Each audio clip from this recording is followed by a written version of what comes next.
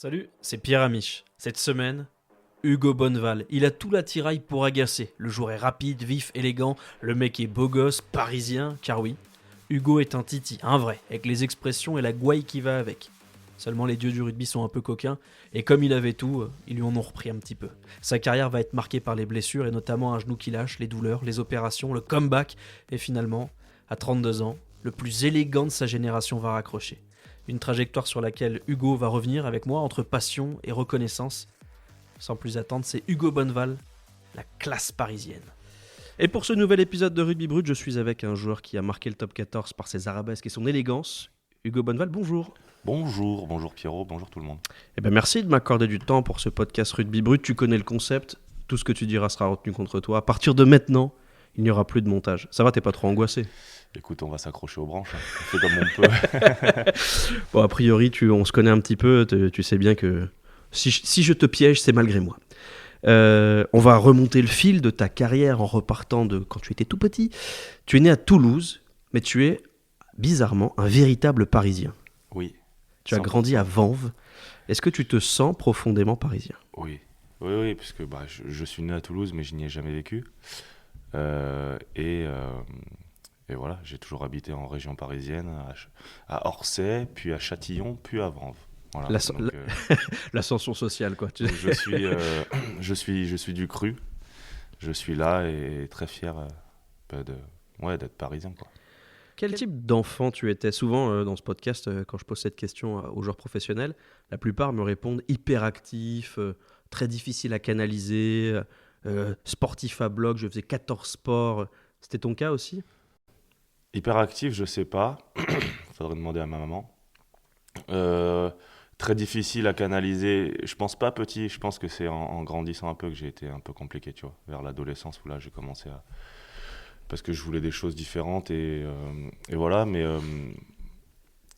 Mais par contre, c'est vrai que le sport a toujours été quelque chose qui me permettait de vivre. Tu vois, de vivre tout simplement parce que j'aime ça. J'aime profondément le sport en fait. Et je me rends compte que c'est pas j'aime profondément le rugby, c'est j'aime profondément le sport et ce qu'il me donne. Les sensations, tu sais, voilà, bref. Et donc oui, quand t'es gamin, tu fais du foot à l'école avec tout le monde. Bien sûr. Le mercredi après-midi, tu fais un peu d'athlétisme. Voilà, comme ça, t'es dans le bac à sable en son longueur. Du tennis, de la natation, j'ai essayé de faire de l'escalade, tout, n'importe quoi, tout. Fait tout ce qui pouvait me permettre d'être dehors et qui pouvait me faire passer du temps. Enfin, parce que mes journées passaient plus vite en faisant du sport, clairement. Et puis ouais, j'aime profondément ça, tu vois. Je peux me mettre devant la télé, regarder tout et n'importe quoi. Bon, non, pas aujourd'hui. Tu vois, ça Moins, serait... oui. En fait, non, je te dis une bêtise. Regarder tout et n'importe quoi, non. Mais faire tout et n'importe quoi, ouais. C'est-à-dire que je peux passer une journée, tu peux me faire essayer n'importe quel sport, je te dirai jamais non, tu vois. Plus que lire n'importe quel livre, du coup. Oui. Faut peut-être pas le dire comme ça, mais Non, mais c'était la vérité. pour trouver ton équilibre, tu avais besoin de cette dépense physique, et puis il y a une dimension aussi, parce qu'on en a beaucoup parlé, de jeu, de découvrir, de jouer, de prendre du plaisir. Ce qui est paradoxal, c'est que tu vas tester plein de trucs, mais tu vas arriver au rugby sur le tard, finalement, 13 ans, ce qui, pour un joueur qui va devenir professionnel, est en fait hyper tardif, mais tu avais développé d'autres compétences, en fait, en faisant du sport. Ouais, et en même temps, comme ça évite aux parents de mettre un gamin à 4 ans en pensant que parce qu'il démarre à 4 ans, il sera meilleur que les autres à 18. Oui, le C'est projet faux. Mbappé, Ouais, le projet Antoine Dupont désormais. ouais, non, mais écoute, c'est vrai, peut-être que ça a été un chemin un peu différent, mais c'est un chemin, c'est vrai, qui m'a construit, tu vois. L'athlétisme, ben, ça t'apprend à avoir une posture peut-être correcte quand tu cours. La natation, ben, c'est pour le dos, pour la respiration. Enfin, tu vois, je sais pas, mais à l'instant T, lorsque je le fais, je me pose jamais la question de savoir pourquoi je le fais, déjà de un, et de deux, si ça me servira plus tard. Je le fais parce que j'aime ça. Et c'est vrai que la notion de jeu, dans ma vie d'ailleurs, parce que jouer aux cartes, c'est pareil, hein, attention. Si tu perds, tu dors dehors. Donc ça a toujours été pareil, tu vois. J'ai besoin de ce sentiment de compétition en permanence. Et c'est vrai que le sport, tu vois, putain, petit l'été, je pouvais faire du beach volley, mais toute la journée sur la plage. Toute la journée. Je jouais au ping-pong, mais j'étais petit, je jouais au ping-pong, mais toute la journée. Le mec était devenu fou, tu vois. Mais parce que c'était trop cool, en fait. Tu vois, la journée, elle passe vite et tu fais quelque chose que... Enfin, moi, je faisais quelque chose que j'aimais, tu vois. Tu viens d'en parler, la compétition, c'est aussi être compétiteur. Je connais personne qui fait de la compétition et qui s'en fout. Ouais. Quel genre de perdant tu es? Parce que là, tu ouvres la porte à quand même un truc important de ton caractère. Euh, Je Perdre, suis c'est dur. acceptable ou pas du Non, tout? je suis dur. Très dur. Mais ouais, c'est vrai que à certains entraînements où ça chauffait un peu, tu vois. C'est parce que plus que... En fait, j'ai trouvé cette phrase, je sais plus si c'était des basketteurs, je sais plus si c'était Stephen Curry ou Michael Jordan qui avait dit cette phrase. Et en fait, je trouve qu'elle résonne super bien et elle représente vraiment bien la chose. C'est-à-dire que je déteste plus perdre que j'aime gagner, en fait. Mm. Tu vois? Même les week-ends en top 14, quand on gagnait, je rentrais dans le vestiaire, j'ai pas le souvenir de, tu vois, d'exulter un truc de ouf, genre, en fait, c'est normal. Tu vois, il faut avancer, il faut gagner parce que, bon, bah, nous, au rugby, la vérité, c'est à la fin de l'année, tu vois, que tu peux exulter Mm. avant. Ça sert à rien si à la fin de l'année, tu te prends les pieds dans le tapis, mais par contre, la haine de la défaite, ça, c'est horrible. Mais c'est horrible parce que c'est au quotidien et c'est avec tout le monde, tu vois. Et donc, ça peut avoir des répercussions parce que Si tu joues aux cartes avec, non, mais avec tes potes ou avec avec mon ta grand-père qui famille, a ou... 80 piges, Ouais. je Tu perds, peux être je suis fou. exécrable. Ouais, je Ok. suis fou parce que tu vois, parce que c'est pas possible. En fait, pour passer une bonne soirée, il faut pas que ça se termine comme ça, tu vois. Ouais. C'est la tradition, je parle de ma femme une fois par podcast, je sais pas pourquoi je fais ça. Mais elle aussi a été sportive de haut niveau. Et ma femme, elle a ce truc-là elle me trash talk quand on joue. Tu vois, si on joue aux cartes ou des trucs, elle va vraiment me provoquer parfois, même sans s'en rendre compte. Et moi, je suis pas un compétiteur né, quoi. Et je sais que je le vis pas toujours bien. C'est une mauvaise gagnante, tu sais. Mm. Genre, elle va faire l'avion, des trucs comme ça. Quel gagnant tu es? Non, Plutôt ouais, respectueux, tranquille. enfin, je fais pas ça parce que je sais que ça peut prendre des Ça peut rendre proportions. fou l'adversaire et Non, tout. et moi, je peux être méchant. Ah oui. C'est-à-dire que je sais que malheureusement, dans certaines situations, j'ai pas beaucoup de limites, malheureusement. Et je me dis que si je joue à ce jeu, tu vois, sur des personnes que j'apprécie, je peux avoir une très mauvaise attitude et être méchant. Et en fait, quand Tu- t'as 20 ans, tu vois, c'est Oui, quand marrant. t'as 20 ans, t'es un petit T'en con. as 34, Ouais. tu vois, j'ai... On va Donc, dire que c'est la frontière entre le petit con de 20 ans et le gros con de 34 ans, quoi. ouais, tu vois, tu sais, pas sympa. C'est-à-dire que, encore, voilà, aujourd'hui, je déteste perdre sur tout, etc. Mais avoir le rôle du mec qui branche, etc., j'aime pas ça parce que, déjà, de un, quand on me faisait ça me donnait encore plus de motivation. Donc je sais, enfin tu vois, j'arrivais à me nourrir de ce genre de choses. Et finalement, quand t'es compétiteur, t'es pas trop con et t'as pas envie que les autres se nourrissent de toi. T'as envie de gagner, mais Sans leur donner les armes pour voilà, pouvoir tu vois ce que je veux dire? réagir Voilà, donc et deuxième chose, c'est que je sais qu'aujourd'hui, enfin aujourd'hui, avant surtout, aujourd'hui encore, mais aujourd'hui j'arrive à me contrôler parce que je sais que je peux être très méchant dans mes Hmm. propos, dans mes mots, tu vois, pour détruire entre guillemets, attention. Mais donc je suis pas trop du style à brancher. Si tu commences à brancher, ça rentre dans un jeu où voilà, où moi je peux ne pas avoir de limite à la fin et tu sais c'est méchant, tu vois. Donc c'est pas le but. On va reprendre le fil de tes 13, 14, 15, 16 ans. Tu joues donc au Stade français. C'est Ouais. ta première licence de rugby. Ouais. Et c'est assez normal à cet âge-là. Tu joues avec tes copains de collège puis de lycée en plus, parce que t'es au lycée juste à côté du Stade français. Claude Bernard, Ouais, en face Claude du B. Parc des Princes. Exactement. Entre Jean-Bouin et le Parc des Princes, Exactement. presque. Quel souvenir tu gardes de cette période école de rugby, préformation, en fait, où là, le plaisir est quand même très important? Bah de la naïveté, de juste de l'amour du jeu en fait, tu vois, et de tout faire pour être dehors et pas à l'école. Alors heureusement que ma maman m'a rattrapé par le callback et m'a tenu à l'école le plus longtemps possible et merci à elle, mais ouais, c'était tu sais, c'est le vrai jeu naïf et candide où t'as absolument aucune ambition, aucune en fait, les réseaux sociaux n'existent pas. C'est con ce que je dis, tu vois, parce que c'est pas non plus il y a 50 piges, Non, mais mais c'était il y a 20 ans, et il y a 20 ans, t'as pas Twitter, t'as pas Instagram, Ouais. t'as pas TikTok, t'as pas les mecs qui ont des belles bagnoles, des beaux vêtements, des beaux contrats sponsor. C'est le jeu pour le jeu. C'est juste l'amour du truc, dans des conditions... au Stade Français, on allait s'entraîner au Haras Lupin à Vaucresson. Bien sûr. Le terrain en descente. Ouais, c'était si tu veux, et puis avec le recul, tu mettais plus de temps à 15h en bus Allez. à aller à Vaucresson que de passer Bien sûr. du temps sur le terrain. Donc voilà, c'est tout ça. C'est 3 heures de transport, 1h30 d'entraînement. C'est exactement ça. Non, Et puis dans une condition, mon poussin, c'était de la boue, mais c'était un champ de mine. Donc, j'ai fait les sélections IDF à Vaucresson. Voilà. Et c'est là où j'ai découvert, grâce à des joueurs du Stade Français, que le terrain était en pente. Et qu'il fallait choisir. Il fallait du bon côté au départ. Quand tu gagnais le toss, il fallait être malin au début pour avoir le vent dans le dos en deuxième mi-temps. En fait, il faut avoir la montée en première mi-temps et comme ça, tu descends en deuxième et c'est moins fatigant. Mais donc voilà, tu vois, c'est vrai qu'avec le recul, tu te dis, mais comment j'ai fait ça? Qu'est-ce qui... Mais pourquoi, à l'instant T, mais pas une seule seconde.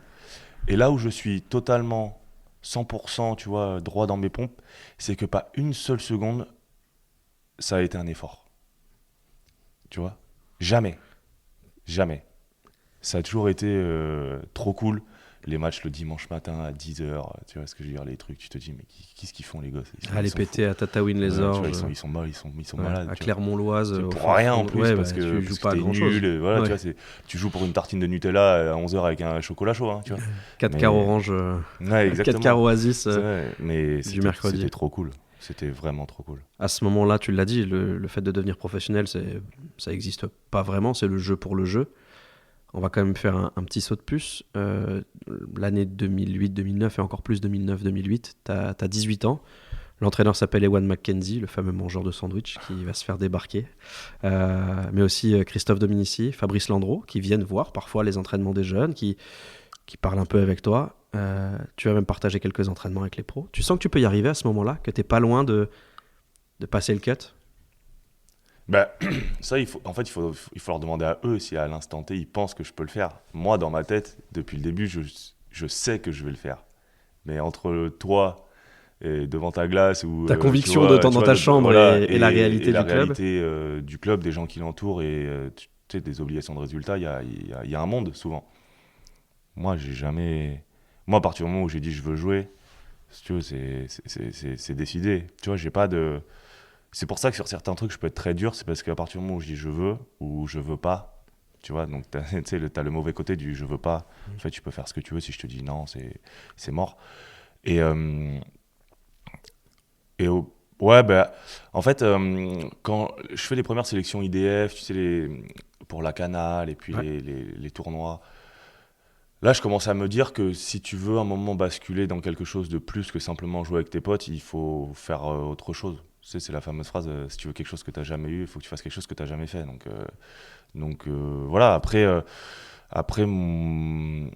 quand je commence à être à Jean-Bouin, dans l'ancien Jean-Bouin, tu vois, qu'on commence à faire les tests physiques autour de la piste, que tu vois que tu es devant, que Domi...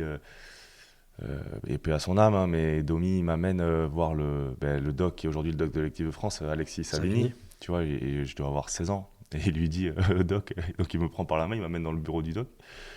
Et donc, inconnu au bataillon, tu vois, le doc, il me dit, doc, bon, le petit, on en a besoin, mais il va falloir que vous fassiez quelque chose pour le faire manger, parce que je faisais 75 kilos, tu vois. Et puis bon, il m'a dit, bon, c'est sympa, mais bon... Première division de rugby, 75 kilos, tu vas pas faire 15 maths, quoi. Le porte-drapeau, ça va pas être marrant tout le week-end. Tu vois, c'est des petits trucs comme ça où tu commences un peu à être piqué.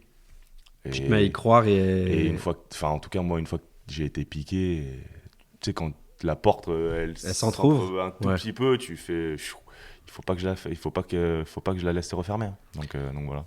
Le Stade Français, à cette époque-là, encore plus qu'aujourd'hui, c'est un club atypique, un club familial, et un club aussi où c'est du bricolage permanent. La salle de muscu, les terrains d'entraînement, t'as l'impression qu'il y a un décalage de fou entre le fait que c'est un des meilleurs clubs de France, avec des méga stars, et aussi un fonctionnement hyper étrange, où clairement tu t'entraînes rarement 3 semaines de suite au même endroit. Ça te plaît, ce côté familial et aussi un peu chaotique. Atypique. Mais en fait, tu t'en rends pas compte. Parce que moi, j'ai jamais vu ailleurs. Et donc, tu sais pas comment ça marche ailleurs. Moi, quand j'arrive et que tu es dans l'ancien Jean-Bouin, que tu as le vestiaire, que les joueurs, ils ont même pas tous un casier. qu'un mec comme Antoine Burban, alors qui est jeune, mais Qui joue. Voilà, qui son casier, c'est le vélo d'appartement qu'il y a à côté de la piscine, tu vois, parce qu'il n'a pas de casier. Qu'un mec comme Sylvain Marconnet me dit donc toi quand t'es jeune tu viens, tu sais, tu poses tes affaires par terre à t'excuses un l'entrée. peu, quoi. Non Ouais. mais déjà tu t'excuses beaucoup. Je suis sûr si tu pouvais être transparent à ce moment-là où tu restes être Casper, qu'un mec comme Sylvain Marconnet te dit aux jeunes, si tu me redécores mon casier, je te laisse t'asseoir à côté de moi pour y mettre tes crampons, tu vois. J'avais collé des affiches de lui quand il jouait, j'avais chopé dans les magazines, j'avais fait des trucs. Le meilleur que j'avais réussi à trouver, c'est, alors je sais plus quelle année c'est, mais Paris va gagner au Stade Toulousain sous une pluie battante. Au Stadium. Un truc mais Au Stadium, infernal. j'y étais à ce Et match-là il y a avec mes une parents. photo de Sylvain qui est allongé dans un rug, je te jure, mais ouais, Michael Phelps, il est pas aussi bon en dos crawlé. Il tient Thierry du Sautoir par le casque, il a les doigts dans le nez d'un autre mec, il y a Je une vois en image plus. comme ça, il est... Et j'avais réussi à découper cette photo tu vois, dans l'équipe, ou je sais plus. Et donc, tu vois, j'avais collé 2-3 photos, il m'a dit, allez hop, je te laisse, quand tu viens avec nous, t'as le droit de foutre tes crampons À côté de. dans mon casier, tu Ok. vois, pour venir te changer, etc. Donc, mais en fait, tu te dis, c'est normal, tu vois, t'es jeune, t'es pas content, tu fermes ta gueule, t'es content, tu fermes ta gueule aussi, et c'est comme ça, tu vois. Donc, vu que tu connais pas ce qui se passe ailleurs, T'as pas de comparaison, bah tu ouais, peux pas te dire que pour c'est toi, c'est la anormal. normalité, tu Bien vois. sûr. Tu vas t'entraîner de temps en temps à la Boulevard, c'est sympa, parce que il y a des filles. Mais non, mais tu vois ce que je veux dire, il y a Ouais, du il y a monde. du public, il y a Ouais, des gens il y a qui du sont pas monde, du club qui sont voilà, là. tu vois, tu es en salle de muscu avec des gens différents. Ensuite, tu vas dans ta salle à Géo André, il y a les volleyeuses du Paris Volleyball, c'est sympa aussi à regarder. Tu vois, tu as tout un truc où, en fait, tu vis dans un... tout le monde habite pas trop loin de Jambouin, tu vas boire ton café en face, les mecs sont en scooter. Pierre Rabadan à l'époque avec un scooter rose, je m'en souviens, tu vois, parce que ça m'avait marqué. Tu sais, c'est tout des... Ça crée une identité. C'est Paris en fait, tu Ouais, vois, ça crée une tu te dis identité. c'est Paris en fait, tu vois, et chacun est dans son monde et en même temps tout le monde se retrouve autour de ce stade champêtre parce que à l'époque c'est Jambouin, c'est quand même t'as une tribune et demie, t'as une Le piste, pesage, la t'as piste t'as une d'athlée. piste de 400 mètres avec un saut à Ouais. Fosbury au bout. Ça, c'est incroyable, Tu vois. ce truc-là très drôle avec justement là où tu fais le saut en hauteur. C'est immense et souvent c'est gorgé de flotte parce qu'il Ouais. pleut. Enfin, T'as il y a le, t'as il y a le... des images Non incroyables mais de oui, Jean-Bouin. t'as le truc du 3000 steeple là, tu sais avec Oui, la piscine, là, bah, Ouais. c'est le Oh trou là d'eau, là, quoi. ouais, Ouais, voilà, exactement. incroyable, Enfin, ouais, tu bien vois. sûr. Mais tu connais que ça. Enfin, moi, je connais que ça, tu vois. Donc, À aucun moment tu te dis que tout ça, c'est curieux, quoi. bah non. Ça fait Et partie de encore ton une fois, quotidien. tu vois, c'est quand rétrospectivement, quand tu prends un peu de hauteur et Oui, que tu vois tout ça, quand t'as vécu d'autres clubs tu aussi. te dis, pas toi à cet âge-là, mais certains pros qui sont là, qui sont des stars du rugby mondial, parce Bah qu'à oui. l'instant T, On va l'évoquer justement, l'armada t'as une du sacrée Stade armada quand français même, tu vois. qui Je va te venir dis, jouer. eux, ils étaient bien aussi, tu Ouais. vois. Oui, Mais c'est ça qui est fou. c'est la magie de Paris, finalement. Assez jeune, tu vas connaître ta première feuille de match, tu t'en souviens? Ouais, à Brive. À Brive, avec Didier Faugeron et Jacques Delmas. Exactement. En fait, je jouais avec les moins de 19, style un mois avant, contre l'Afrique du Sud. Et avec l'équipe de France moins de 19, on joue contre l'Afrique du Sud, genre en novembre ou je sais plus quoi. Et il y a Didier Faugeron qui est au match. Et il vient me voir après, il me dit, bon, tu vois, il discute un peu avec moi, mais il me dit, bon, bah, tu vas venir t'entraîner avec nous. Oh, putain, cool. Tu sais, t'étais là, bon. 19 piges, t'es content, voilà, quoi. tu vois, t'es 18 ans et demi, en plus. 18. Et là, bon, tu fais, oh, ok. Et puis, premier entraînement, ça se passe. Alors, pareil, c'est vrai qu'aujourd'hui, quand tu vois la manière de s'entraîner, les GPS, le truc, là, à l'époque, bon, bah, c'est feu de tout bois, tu vois, ça jouait, mais toi, t'es jeune. En fait, c'est là où tu te dis, mais toi, t'es jeune. T'es pas fatigué le mardi quand il faut faire une opposition. Tu vois, alors que les mecs, ils ont tapé tout le week-end, le mardi, ils ont pas envie de prendre un jeune con de 18 piges qui court dans tous les sens, qui est pas fatigué, qui rigole. Tu vois, qu'ils ont juste envie, c'est de le couper en deux. Tu vois, c'est toutes ces sensations-là avec le recul, mais c'était génial parce que là, pour le coup, t'es naïf et tu rigoles. Tu vois ce que je veux dire, c'est trop cool. Et donc, on part en stage en Corse pour faire un match amical contre Castres. Et là, il me dit, bon, tu viens avec nous en stage. Tu vois, donc au début, c'était un ou fais deux des entraînements par entraînements. semaine. Enfin, au début, c'est genre, tu fais genre que le mardi pour faire les oppositions. Donc là, voilà, t'es de la chair à canon. Mais encore une fois, toi, t'es Ouais, mais t'es tu trop kiffes. content, tu Bah, vois. bien sûr. Et Didier me dit, ouais, tu pars avec nous en stage en Corse. Là, Donc, tu sens que la porte, elle s'ouvre déjà un petit peu plus, quoi. bah, tu pars avec eux, tu vois, Bah la ouais. première montée dans le bus, je te raconte pas le truc, je m'assois bien sûr, donc personne te dit rien, t'es jeune, je m'assois à la place de Roro, 30-0, tu vois. Là, personne dit rien, tu vois, en attendant qu'il monte. Il monte et là, tu te Ah, fais, il monte, tu te fais mais tège, non, mais même pas, il gentiment. m'a pris, il m'a dit, toi, je suis allé, hop, oust. Ouais, voilà. Bon, bah là, tu fais pas la bagarre, tu vois, Tu te lèves, tu baisses tu la vois, tu vas tête. t'asseoir ailleurs. Et gentiment, je vais te dire, c'est le fiche, Damien Weber, qui m'a dit, allez, vas-y, viens t'asseoir à côté de moi, tu vois, dans le bus. Donc voilà, ce stage en Corse, trop cool, où je dois jouer une vingtaine de minutes contre Castres. Mais tu sais, c'est les premières fois où, t'as une vraie, enfin, où tu te confrontes à un adulte, en fait. Tu vois ce que je veux dire? Parce que Castres, il y a Chris Mazo, Cameron McIntyre, derrière Romain Cabane. Enfin, tu vois, il y a des mecs derrière. Tu sais, c'est la première fois où tu te confrontes vraiment en termes tu sais, d'impact. Tu fais, bon, là, ça y est, tu C'est vois, ça le haut on niveau. rentre dans l'arène, Voilà, tu vois. Il y a plus de. Et après, tournoi destination. Et en fait, Hugo Southwell est avec avec l'Écosse. l'Écosse. Et on va à Brive. Et il me dit, le matin du match, il me dit, bon, c'est toi qui démarre. Alors que toute la semaine, tu sais, ils sont plutôt. Ils te disent trop rien, tu vois. Alors je sais pas si c'était prévu en amont ou si c'était pour me protéger, pour pas que j'ai Ou peur ou si tu as pas. réussi à les convaincre. Tu vois. Mais le matin du match, on va au petit-déj. Je m'en souviens parce que j'étais avec Rabat Slimani dans la chambre. Et on est assis au petit-déj, je sais pas quoi. Tu vois. Bon, moi, je restais qu'avec Rabat, tu vois. Vous avez un an d'écart Ouais, avec on a un an Rabat. d'écart. Alors, il y avait Djibril aussi qui avait un an Ouais. d'écart, mais Djibril jouait déjà à cette époque, il avait déjà commencé à jouer. Et il vient me voir au petit-déj. C'est Jacques Delmas, il me dit, bon, tu diras à Rabat de te protéger ce soir, mais c'est toi qui commence. Voilà, j'ai fait, oh, trop cool. Trop cool.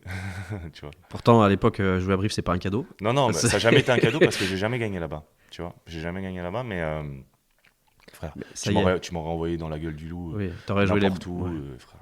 Il n'y a pas de truc. À partir du moment où t'es là, t'enfiles le truc numéro 15 dans le dos, t'es voilà, t'es indestructible, tu vois. Même si t'es en mousse, que tu fais 75 kilos, que t'as 3 poils sous le menton et un peu de moustache, tu sais, c'est. Voilà quoi, tu vois. T'arrives à un moment bizarre quand même dans cette génération stadiste parce que le Stade français traverse la première crise sportive de sa vie. Ils ont gagné le top 14 en 2007, demi-finaliste en 2008 et 2009. Pour la première fois depuis 97, le Stade français va pas se qualifier pour les phases finales. Il y aura des conséquences aussi un peu économiques derrière. Certains gros joueurs vont partir. Je pense à Mathieu Bastaro, à Lionel Boxis. Et Hugo Soswell aussi va quitter le Stade français. Ça t'ouvre une porte énorme. À ce moment-là, tu sens qu'avec les autres jeunes du Stade français, vous avez peut-être la chance de votre vie.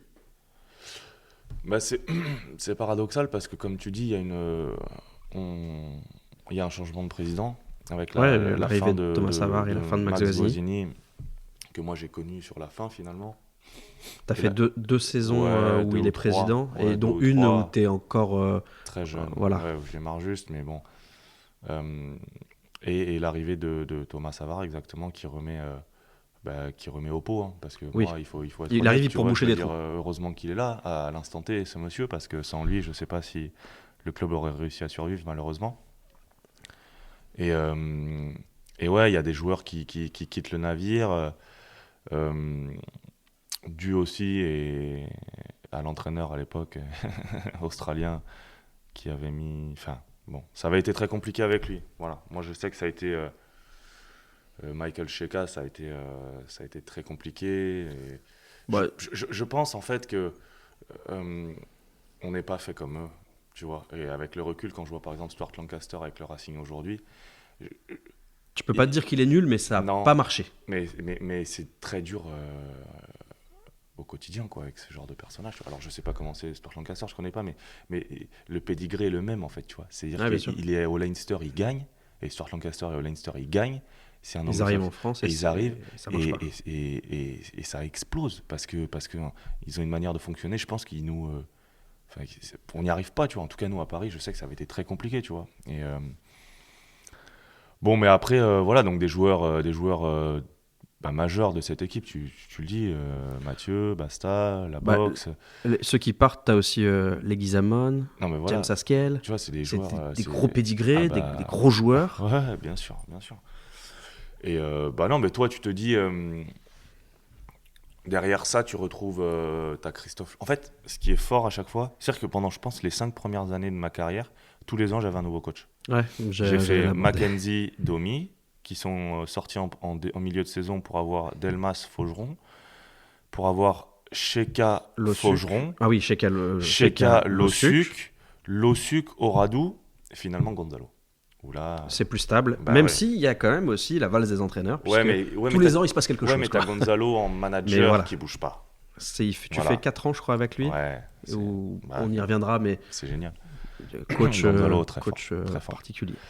Et donc, ouais, des grands joueurs partent. Et, et, et en tout cas, nous, derrière, c'est vrai que j'ai toujours eu le fait d'avoir un entraîneur français, que ce soit Didier Faugeron, que ce soit Kiki Losuc, et après Jeff Dubois, tu vois, qui vraiment nous a installés. Mais tu vois, Kiki Losuc, c'était génial parce que il nous a... C'est grâce à des mecs comme ça que tu progresses. Parce que je dirais pas qu'il s'est sacrifié pour nous, mais presque, parce qu'il nous a mis, en fait. Et en nous mettant, tu perds. Parce que tu as 18, 19, 20 ans et que tu n'es pas prêt physiquement, techniquement, émotionnellement, pour jouer tous les week-ends en top 14. Mais, Vous êtes l'équipe la plus jeune du championnat quasiment. mais si tu progresses, parce que moi, tu me feras pas dire que tu progresses en t'entraînant. Alors, c'est génial de s'entraîner avec des stars. Enfin, si le week-end, tu joues jamais. Ouais, Tu vois, la grande époque de Toulon où tous les jeunes s'entraînaient avec toutes les stars, ils jouaient jamais une minute. Tu vois, Il y en a pas beaucoup j'ai qui- préféré ouais, bien 100 sûr, bien fois sûr. avoir ma manière d'apprendre en étant au feu tous les week-ends, en te faisant Quitte à prendre rouster. des branlées. Hein. Ah mais mec, Stade de France contre Clermont, t'en Ouais, prends vous en prenez, 45. ouais. On va à Lille contre Toulon, on en prend 45. Frère, c'était pas marrant, hein, parce que tu te faisais vraiment rouler dessus, mais D'autant que vous êtes les... c'était trop cool. Merci à eux, tu vois, parce qu'ils nous ont mis, quoi. Et Mm. c'est grâce à eux qu'on progresse. En plus, vous êtes les héritiers d'un stade français avec une identité très forte. Les maillots roses, le Crazy Horse, le Stade de France, le calendrier. Ce qui fait qu'en plus, vous êtes les héritiers d'une équipe que la France entière déteste. Vous êtes les Parisiens. Tu vois, quand Ouais. tu débarques à Perpignan, Mais à c'est Toulouse, trop cool. à Clermont, on veut vous péter la gueule parce que vous êtes différents. Ouais, mais c'est trop cool. Enfin, tu vois, on revient un peu en amont, pourquoi j'aime pas trash talker, parce que c'est des choses, tu vois, qui te servent, tu vois. Et moi, j'ai toujours adoré ça. Il y a des déplacements où tu te rappelles Mais, de t'en être nourri beaucoup. mais quand t'arrives à Toulon, c'est la folie, c'est génial. Qu'il n'y en ait pas un qui me dise ça fait peur, etc. C'est génial. Quand t'arrives à Clermont, c'est génial. Tu vois, ouais, c'est dur, ok. Ça tape fort, tu vas avoir mal. Mais tu joues pour quoi? Tu joues pour ça ou pour jouer comme ça s'est passé il y a 5 ans au Covid où tu siffles, Le stade est vide. t'entends le gardien à l'autre bout du set qui te répond en sifflant. Ouais, faut arrêter les bêtises, c'est la folie, c'est génial. Et t'arrives à Perpignan, enfin tu vois tous ces stades, enfin moi j'ai adoré. Franchement, je te jure, j'ai adoré, j'ai toujours adoré. L'hostilité, c'est quelque chose qui Ouais, te, c'est qui te trop plaît. cool, mais c'est trop cool. C'est trop cool. Parce que si tu prends un peu de recul, les mecs qui sont hostiles, et bah ça, ils ont peur aussi, tu vois, quand tu viens. C'est parce que s'ils savent qu'ils vont t'en mettre 50, bon, bah, ils chantent pas comme ça, tu vois, ils amènent pas de la ferveur, etc. Parce qu'ils veulent te concasser, parce qu'ils savent que, tu vois, c'est dur aussi pour eux.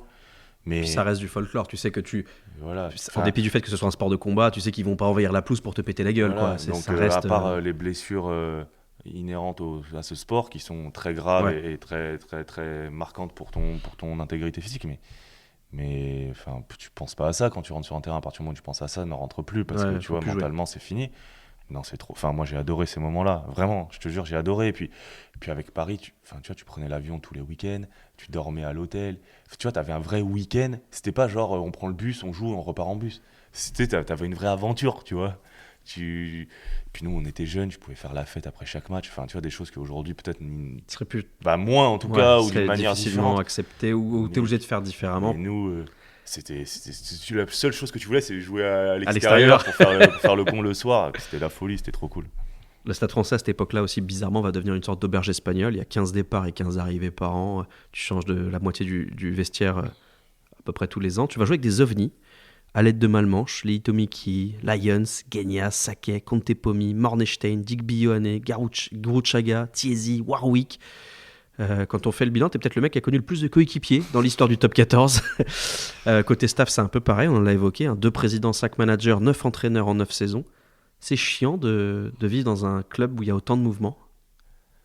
C'est peut-être le seul côté négatif de tout ça. Mais ouais, mais encore une fois, quand ça se passe à l'instant T, toi, tu te rends pas compte. J'ai aucun recul. et aucune autre information de l'extérieur qui me dit que ça se passe pas comme ça chez les autres, tu vois. T'es déjà rentré dans un vestiaire avec un gars que tu connaissais pas, tu dis putain c'est qui lui? Ouais, je connaissais pas les prénoms de tout le monde déjà. Moi, Ah, les prénoms c'est pas ton truc? bah, les mecs, ça les rendait fous, tu vois. Ils me disaient, putain, Bonus, t'es chiant, vas-y, fais un effort, etc. Tu vois. Mais c'est vrai que. Mais après, tu sais, encore une fois, tu vois, parce que tout ce que tu dis là, ça se passe quand même entre 18 et 22, tu vois. Ouais. Donc, c'est énormément de choses, mais je me considère comme un jeune quand même, tu vois ce que je veux dire. Donc, j'ai pas trop mon mot à dire. Mais quand t'arrives dans le vestiaire et qu'il y a David Lyons, Tu vois, tu le snobs pas, quoi. Et puis, ce que je veux dire, c'est que dans les personnes que tu as dit, bon, il y en a certains qui ont peut-être eu pas la carrière au Stade Français qu'ils avaient avant ou qu'ils auraient dû avoir. Mais tu as quand même des mecs, Ah ouais. Lyons, 80 Alec de sélections en Malmanche, équipe de international Felipe, néerlandais, Paul argentin, Saké, anglais. Gourou, Ouais. Thiesi, Legui. C'est des mecs qui, au niveau international, ça pèse quand même. Hein. Tu vois, enfin, ça veut dire quelque chose quand même, tu vois. Donc, c'est pas. Non, je te jure, c'était pas. Au contraire, finalement, ça te forçait à chaque prépa d'été quand t'arrives, bon, bah, tout est remis à zéro. Et tout le monde est sur la même ligne de départ.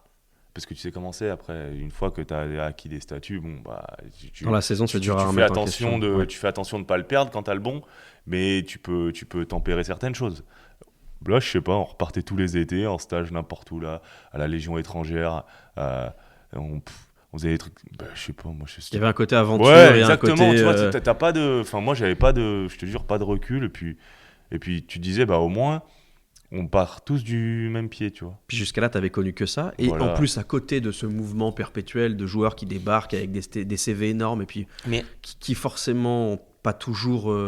répondu aux attentes. Et puis ouais. c'est difficile, s'adapter à Paris, Mais je pense aussi, à la tu ville, vois, à tout ça, pour des c'est pas étrangers, facile. t'as raison, je pense que pour des étrangers qui ont connu des modes de fonctionnement vachement plus professionnels à l'époque, tu vois, arriver à Paris et devoir prendre ta voiture pour aller à la muscu, puis les mecs ils disaient, mais oh, vous êtes des fous, quoi, qu'est-ce qu'on fait?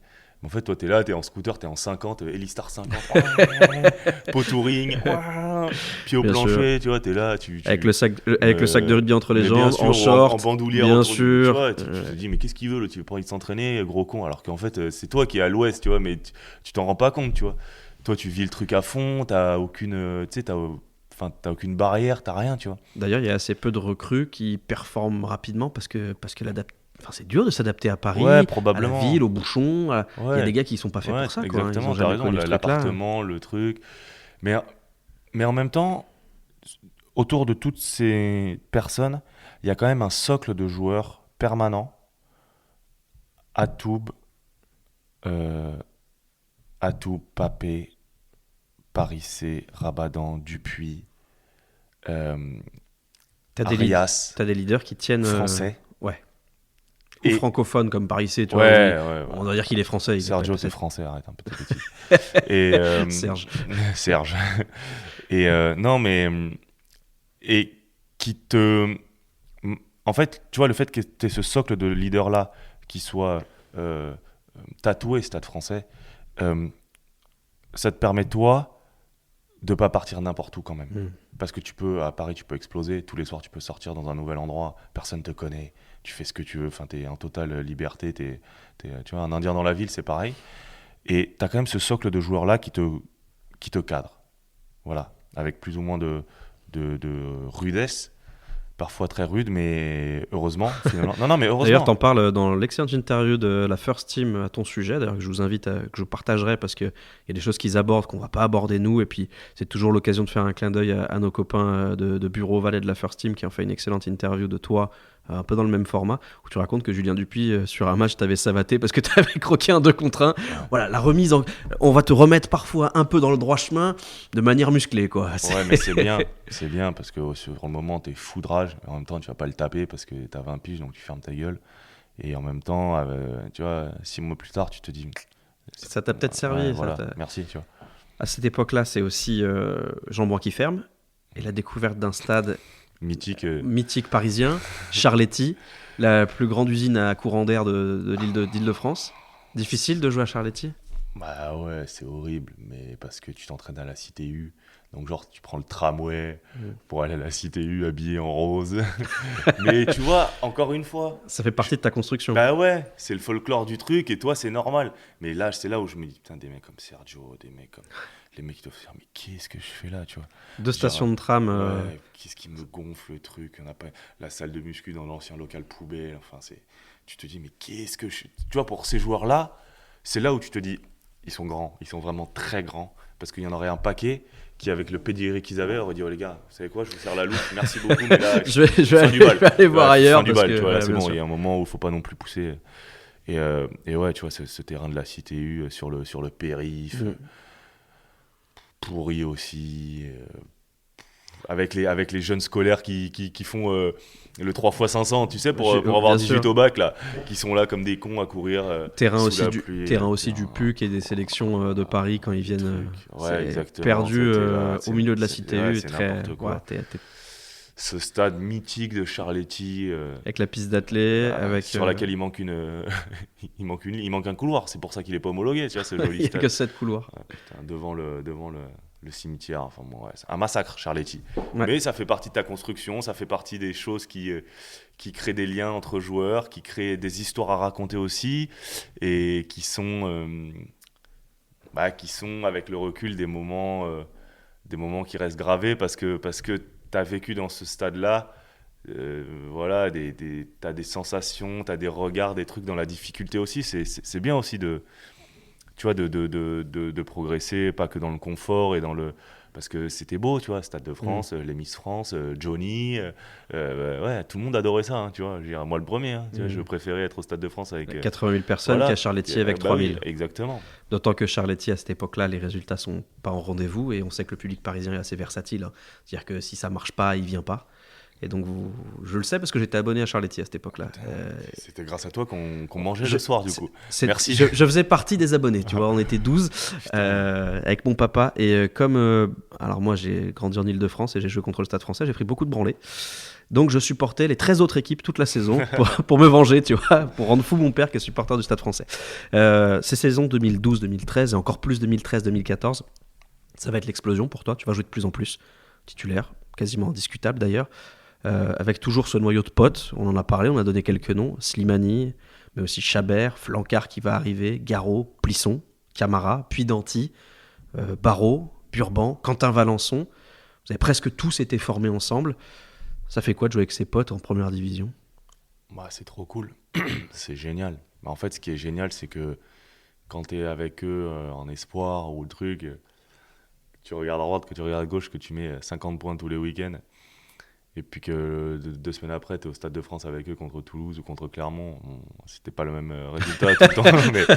Mais tu vois, en fait, c'est cool parce que t'as pas de rupture entre ta vie de grand enfant, tu vois, ou d'adolescent. Quand tu es en junior, en espoir. Tu vois, entre ta vie d'adolescent et ta vie de jeune pro, adulte. de jeune adulte, de jeune pro, en fait, t'es pareil, tu vois. On logeait tous ensemble quasiment, ou tous à 50 mètres l'un de l'autre. T'étais en coloc, je crois, à l'époque ? Ouais, j'ai arrivé avec Jules, j'ai été un petit peu. Après, J'ai oublié de citer Lucas Rubio d'ailleurs dans la Lucas petite Rubio, shortlist. avec Sébastien Germain. Après, j'ai pris mon appartement tout seul très vite aussi, tu vois. Mais en fait, c'est trop cool parce que tu vis au quotidien avec tes amis, tu vois. Et ça, je pense que ça n'a pas de prix, en fait. Ça n'a pas de prix parce que c'est un. On va dire c'est un long fleuve tranquille émotionnel et je pense que c'est bien, tu vois, d'avoir des gens sur qui compter et des gens qui te connaissent petit, tu vois, adolescent. Mais c'est trop cool parce que sur le terrain, T'as plus besoin de prouver quoi que ce soit en termes d'amitié, en termes d'attachement. Et puis surtout en fait tu grandis dans la vie ensemble, tu vois, et c'est trop cool. Enfin, je pense que c'est des moments qui, en tout cas pour moi, qui resteront toute ma vie, tu vois. Et c'est des moments qui sont exceptionnels, c'est des moments qui... Ouais, franchement, c'est trop cool. Je peux pas te dire le contraire, tu vois. Il y a eu il y a eu des moments difficiles, on jouait pas, on se faisait triquer, on était chiant probablement aussi, et on méritait pas, ou on était arrogant sur le terrain, ou on en voulait trop. Mais mec, c'était... Et tu vois, il y a toujours eu ce socle de joueurs. Il y a eu Alain Elias aussi, maniaque, qui nous cadrait, qui nous faisait sortir, mais qui nous serrait la vis. Enfin, c'était Enfin, je sais pas comment vivent les autres clubs et comment ils vivaient, et finalement, je te jure, je m'en fous. Parce que nous, c'était atypique, c'était différent probablement, mais j'échangerais ça pour absolument rien au monde. Je te jure, rien au monde. D'autant que cette saison 2013-2014 va être assez exceptionnelle pour toi. 9 février 2014, on est au Stade de France. Tu vas connaître ta première en équipe de France face à l'Italie. Philippe Saint-André va te titulariser à l'aile du 15 de France. Tu te souviens de la remise de maillot, le vestiaire, l'hymne, tous ces moments qui font de toi un international? Mais en fait, ce qui est très drôle, c'est que l'année d'avant, Vincent Clerc se pète les croisés. Ouais, contre Clermont, je crois. Et il m'appelle en équipe de France. Et pour la petite anecdote, je pars au ski avec tous mes potes. Je suis dans le train à Gare de Lyon. Et j'ai l'Agisc qui m'appelle. Et je te jure, je décroche. Allô, ouais, c'est Patrice Agisquet. Non. Tu fous de ma gueule. Ouais, vas-y, c'est bon. Et il me dit non, Tu non, penses que c'est une blague? Tu viens à Marcoussis. Et je te jure, je saute du train. Et ma valise, elle est toujours dans le train, en fait. Donc, c'est mes potes qui avaient la valise au ski. Et genre, j'arrive à Marcoussis, quand je te dis les mains dans les poches, j'ai T'étais en rien. slip, quoi. Ouais. J'ai rien. J'ai même pas une paire de crampons, j'ai rien. Obligé d'appeler les mecs pour qu'ils m'envoient des crampons, etc. Et donc là, c'était la première fois où je m'entraînais avec, tu vois, avec le niveau international et où tu discutes avec des mecs que tu regardais à la télé. Tu vois, Florian Fritz, enfin, tu vois, Titi du Sautoir, et puis en même temps, tu as déjà des Parisiens, tu as Pascal Papé qui est là, tu as Dimitri Sarzeski, tu as Benjamin Kaiser qui n'est plus là mais qui avait été là. Que tu connais du Tu vois, tu as tous ces gens-là. Et donc, ouais, l'année d'après, je fais ma première feuille. Est-ce que je me souviens de tout? Écoute, ce que je me souviens, c'est que je me pète la PTI de la cheville gauche sur le match avant de partir en sélection contre Castres à domicile. Et j'arrive en sélection, je te jure, ma cheville elle craque, je pose le pied, ça fait craque tout le temps. Je veux dire, dans le couloir à Marcoussis, tu savais quand j'arrivais, rien qu'au bruit de ma cheville. Le mec il me dit, bon, tu veux faire quoi? Tu veux qu'on aille faire des radios pour voir ce que t'as? Écoute, je préfère être forfait. Ouais, écoute-moi, je préfère pas jouer. La radio, tu attendras une semaine et voilà. Mm. Et Philippe vient me voir et me dit, parce qu'il savait que j'aimais pas jouer à l'aile. Parce que tu l'avais déjà dit. Ouais, voilà. Et déjà tôt, j'avais dit que fallait peut-être pas le dire, mais j'aimais pas. Quoi. Préféré, ouais. Il me dit, bon, mais t'aimes pas jouer à l'aile, mais tu veux jouer ou tu veux pas jouer? Je dis, laisse tomber. Mais moi, troisième ligne, il n'y a pas de problème. Ouais. Et donc, je fais cette première sélection contre l'Italie le dimanche après-midi. Et c'est cool. Parce que je marque, parce qu'on gagne. Voilà ce que j'allais te dire. Voilà, il y a un événement dans ce match-là. Tu marques un essai devant 80 000 personnes avec le maillot de l'équipe de France. J'imagine qu'en termes émotionnels, ça doit être irrationnel, quoi. Bah ouais, parce que c'est un truc dont tu rêves, je pense, tu vois. Alors, quand t'es gosse, je suis pas un grand dreamer, comme ils appellent ça, tu sais. Je suis pas là, parce que je sais ce que je veux, je sais ce dont je suis capable, je sais ce que je dois travailler. Tu sais, je suis très cartésien sur plein de trucs. Hein, parce que quand t'étais gamin, t'as dû imaginer marquer un essai avec le maillot de l'équipe de France dans ta chambre en plongeant dans ton plumard. Mais en fait, tu te dis que voilà, tu vois, le travail paie aussi, parce qu'il faut travailler dur. Et tu vois, des coachs, j'en reviens un peu, mais des coachs comme Kiki Losuk m'ont fait bosser, ont été d'une sévérité sur certaines choses, tu vois. Et heureusement, hein, parce que c'est eux qui m'ont fait avancer sur des trucs. Où ils me disaient, c'est bien de traverser le terrain, c'est bien d'aller plus vite que l'autre. Mais tu as 2 plaquages à faire, tu dois pas les louper. Tu as 2 chandelles à prendre, tu dois pas les louper. Tu dois me trouver 2 touches sur les 50, tu dois pas les louper. Le reste c'est pour le fun. Les fondamentaux, ça doit être du 100%, tu vois. Des choses comme ça, tu vois, où ils étaient rudes et stricts, mais c'est ces choses-là qui te font progresser en vrai. Et donc, c'est trop cool. Enfin, voilà, tu vois, première Marseillaise, ton nom annoncé par le speaker, et 80 000 personnes. Tu passes, franchement, quand tu deviens international, tu passes dans une autre dimension. Tu vois, faut pas se le cacher. Aux yeux des gens, aux yeux des marques, aux yeux de tout, tu vois, tu bascules parce que tu es international, que j'étais jeune quand je commence, que tu vois, tu es à Paris aussi, donc tu as toutes tu vois, les télés, les marques, les trucs, tout est à Paris. Ouais, bien sûr. Donc, les médias aussi. Oui, voilà, les médias, pardon. Donc, et puis, voilà, tu vois, je jouais contre Sergio aussi, tu vois, et dans le couloir, c'est la première fois où tu joues contre quelqu'un qui est avec toi toute la semaine. Tu vois ce que je veux dire? C'est aussi parce que c'est quelque chose que j'avais pas jugé et jaugé. Tu sais, quand tu joues les autres équipes du top 14, tu les connais pas, tu arrives à avoir une certaine agressivité, tu t'en fous en fait. T'en as rien à foutre. Et là, je me souviens juste dans le couloir, je dis merde. Qu'est-ce qu'il va faire?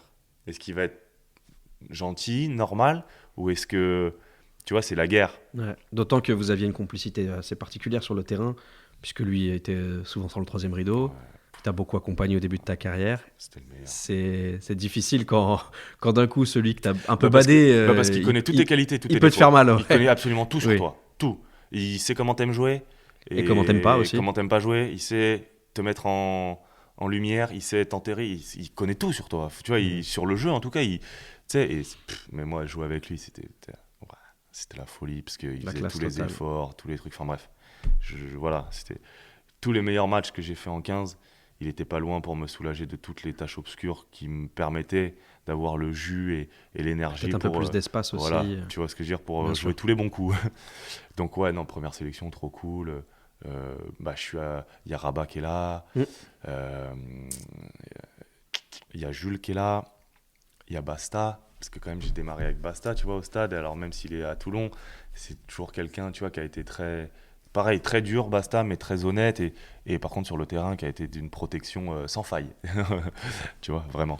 Tu l'as retrouvé à Toulon, on en discutera peut-être l'espace de quelques secondes. Ouais. Parce que tu m'as raconté une histoire assez drôle sur Basta quand tu joues au centre avec lui, avec quelques... Et c'est vrai que c'est génial. Enfin, tu peux pas rêver mieux quand t'es joueur. Tu vois ce que je veux dire, tout joueur français rêve de jouer au niveau international parce que c'est l'élite de ton truc, de ton sport. Même en R3, franchement, je sais que quand t'es gosse, tu t'imagines, tu rêves de ça parce que quand c'est le rêve absolu. Tu dois à ça, tu te dis c'est la folie. Et c'est bon, hein, tu veux pas le gâteau, il est bon. T'enchaînes avec un match face au Pays de Galles, un match merveilleux où Pascal Papé te met un brin parce qu'il balance la balle rang F dans la tribune sur un des rares temps forts des Bleus. Tu t'en souviens de cette passe merveilleuse de Dan Carter qui finit directement dans les stadiers? Pourquoi il t'engueule? Parce qu'il a 30 piges, qu'il joue deuxième ligne, qu'il ferraille depuis 1 heure, que tu te fais rouler dessus et que t'as un gamin de 20 ans qui lève les bras parce qu'il t'a envoyé un sac de Béatrice, tu vois ce que je veux dire. C'est parce que tu lèves les bras qu'il s'énerve. Bien sûr, mais parce que... parce que c'est normal, tu vois ce que je veux dire, parce que t'es compétiteur, parce que tu veux que ça marche, parce que tu veux que ça gagne et que malheureusement ça le fait pas, tu vois. Donc mais c'est normal. Enfin, cette image-là a été reprise partout dans le monde, y compris par les médias britanniques, qui avaient beaucoup rigolé. La vidéo est encore disponible sur Internet. Mais c'est normal, tu vois ce que je veux dire. Et moi, je lève les bras, je veux dire, mais qu'est-ce que tu fais, tu vois. Et c'est là où ce qui est drôle, c'est que tu sais, t'as énormément de respect, Enfin, moi, j'ai toujours, tu vois, le respect, la hiérarchie. Je veux leur prendre la place, mais je les respecte, tu vois, après sur le terrain. Mais sur le terrain, il n'y a plus de hiérarchie, rien du tout, tu vois. Moi, je suis énervé, je lève les bras comme si ça avait été mon pote qui me la jette, tu vois, je m'en fous. Et lui, pareil, il gueule, il dit, tu me fais chier, parce que lui, il joue deuxième ligne. Il a pris des pains plein la gueule. Il ferraille depuis 1 heure, frère, c'est la guerre nucléaire, on fait pas le même, tu vois, on a la même passion, mais on n'a pas le même métier. Et tu sais, t'as le petit con à l'aile qui est là, qui a le maillot encore tout propre, toi, tu joues au rugby, lève les bras, tu vois. Il fait du rugby, c'est pas pareil. Exactement. Ça avait été compliqué ce match-là. Ouais, vous prenez 30 points. Ouais. Pour moi, c'est le plus beau stade du monde, plus belle ambiance du monde. Vendredi soir, t'arrives escorté par la garde républicaine, les chevaux qui t'amènent au stade. Le feu d'artifice, le toit fermé un vendredi soir. Tu sais, c'est le VIP room, quoi, tu vois. Là, tu rentres là, tu dis, putain, je veux jamais en sortir. Bon, après, on s'était fait secouer. Ouais. À l'époque, c'était une grande génération galloise. C'était pas ceux d'aujourd'hui. Ouais, vous n'avez pas été battu par la fin de Gatland, mais par le début de l'ère Gatland, où c'était une armada. Machine à broyer totale. L'équipe de France, à ce moment-là, même si c'est le pied absolu de pouvoir participer à ce genre de rendez-vous avec les Bleus, c'est aussi une équipe au cœur des critiques. Jamais mieux 4e dans le tournoi. Ce sont les fameuses défaites encourageantes. Vous êtes beaucoup moqué, beaucoup critiqué, notamment Guillaume Guirado, le capitaine, qui... malheureusement pour lui, se présente comme Droupi tête basse pour les interviews de mi-temps et d'après-match. Ça t'a marqué, ces critiques?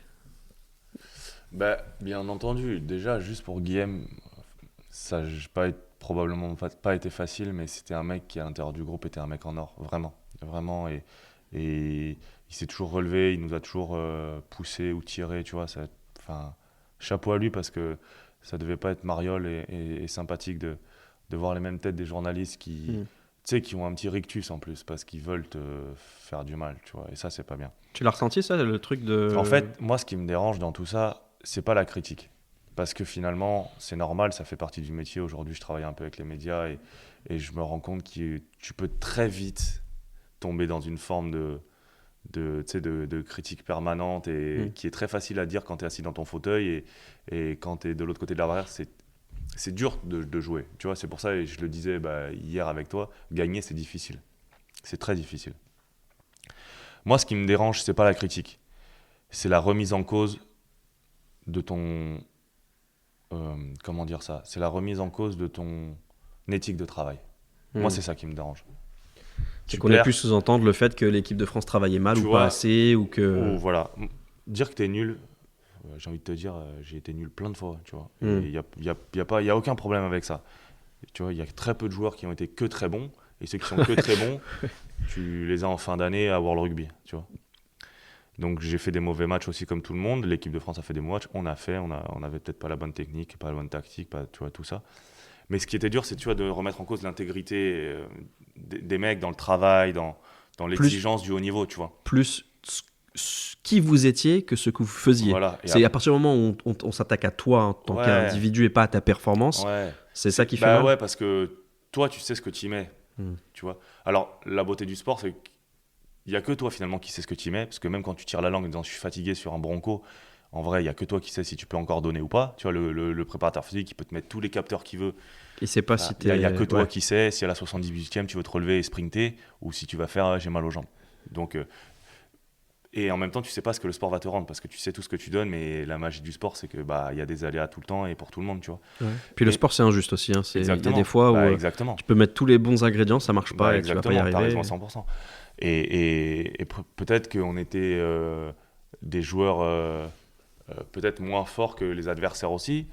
Peut-être que les générations écossaises, galloises, irlandaises et anglaises étaient meilleures.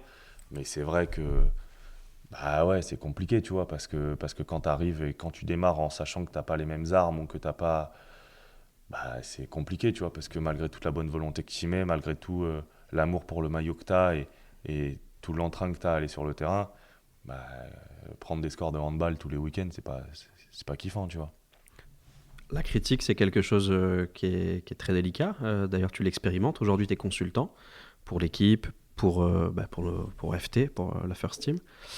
Tu fais attention à ce que tu dis ou comment tu le dis? J'essaye au maximum, tu vois.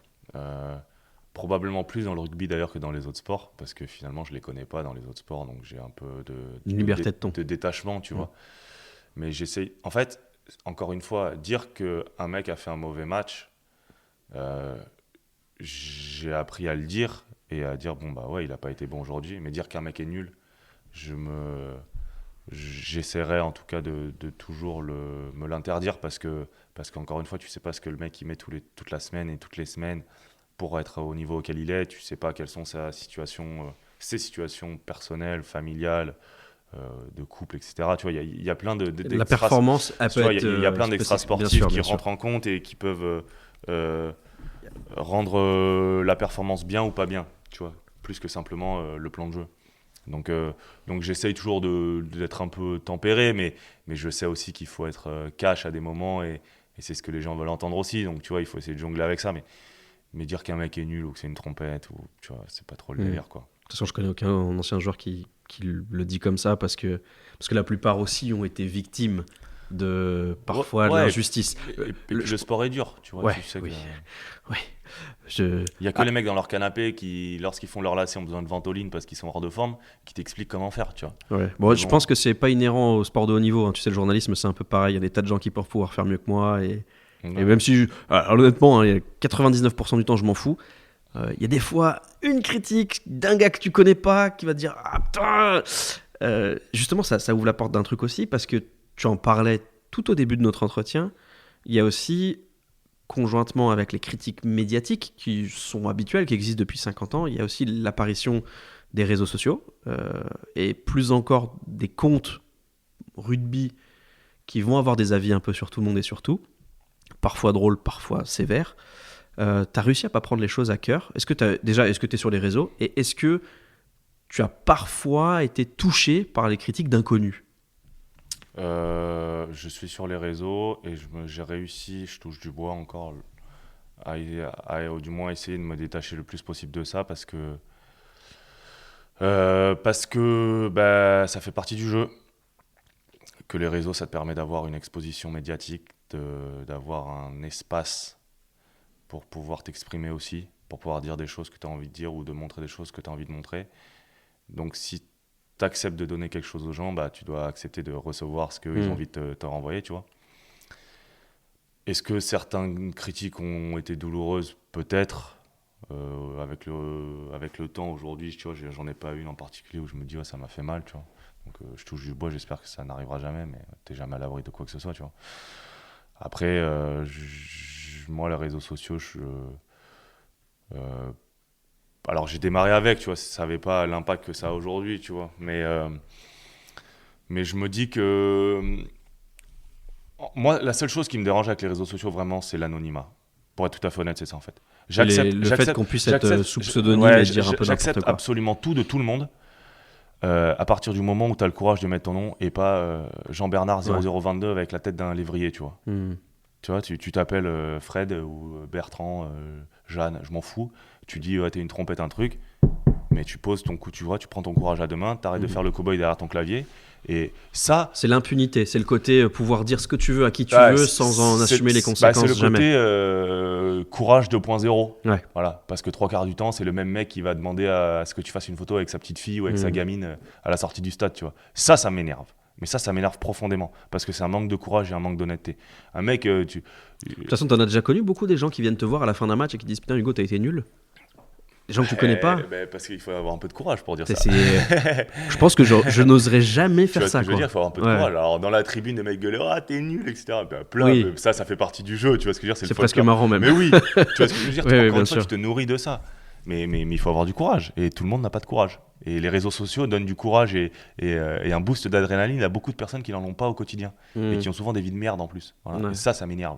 Parce que, encore une fois, je pense que pour les réseaux sociaux et pour le bien de tout le monde, aujourd'hui, tu vois, quand tu vois le harcèlement que certaines athlètes, femmes ou même hommes, tu vois, subissent, moi, il faut rendre ça public.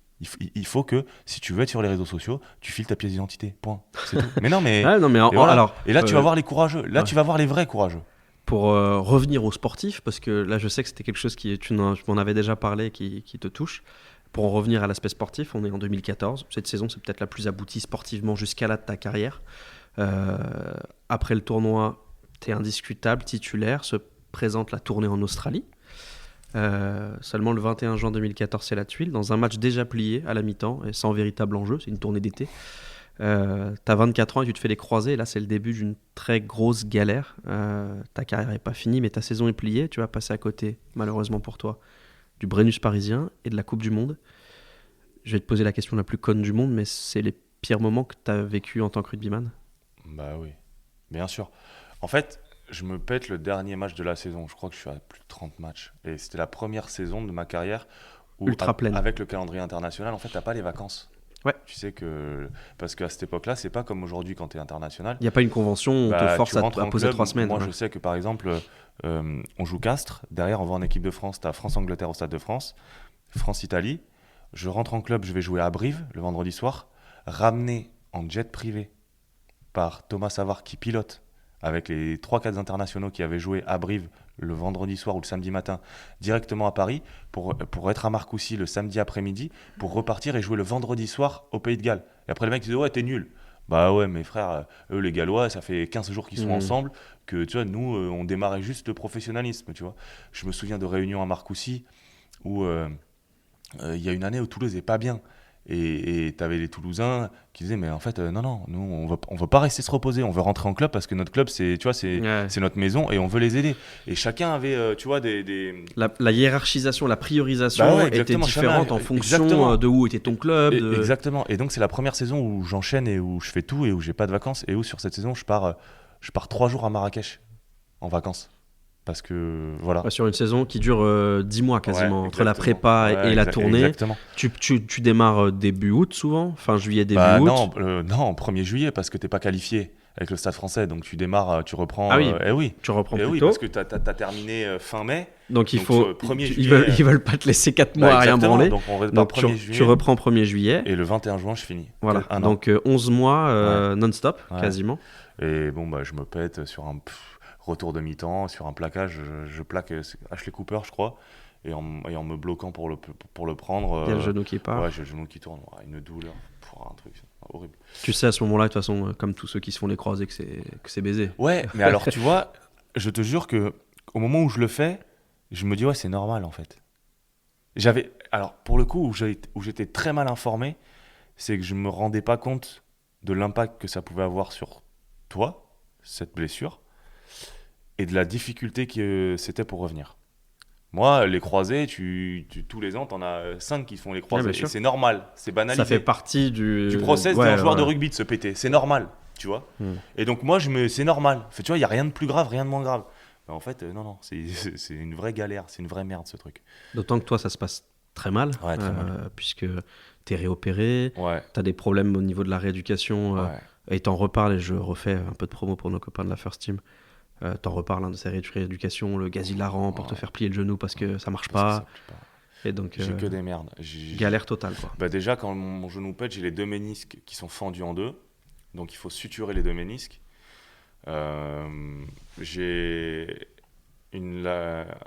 la languette méniscale, on va être un peu précis. J'ai un doctorat en genou gauche. Ouais, grave. Non, mais c'est comme tous les sports. Attention les docteurs, j'arrive.